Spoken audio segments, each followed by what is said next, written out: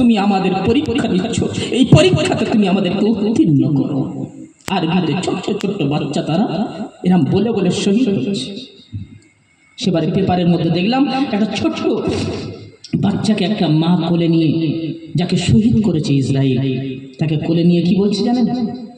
ইয়া আল্লাহ, পৃথিবীতে কবর ছাড়া আর আমাদের বাঁচার কোনো জায়গা নেই। তারা আপনার ঈসা আলাইহিস সালাতু ওয়াস সালাম, ইমাম মেহেদী রাদিয়াল্লাহু তাআলা আসার জন্য তারা রাস্তা তৈরি করছে। জানেন, যারা ওখানেকার মুক্তিযোদ্ধা, যারা ইসরায়েলের বিরুদ্ধে রুখে দাঁড়িয়েছে, তারা কারা?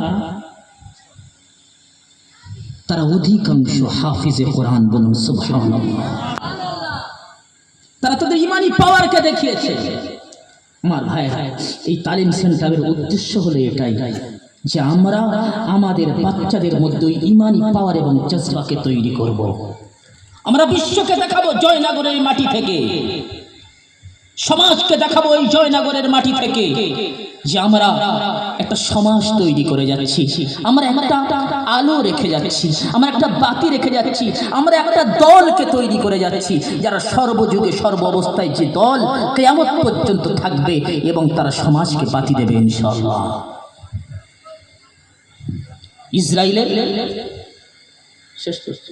ইসরায়েলের টার্গেট কি জানেন?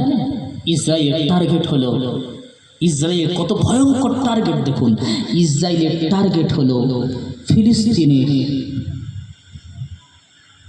জেরুজালেমের বাইতুল মাকদিস, যেটা আমাদের প্রথম কিবলা, সেই বাইতুল মাকদিসকে শহীদ করে সেই জায়গায় তাদের উপাসনালয় তৈরি করা। এটা তাদের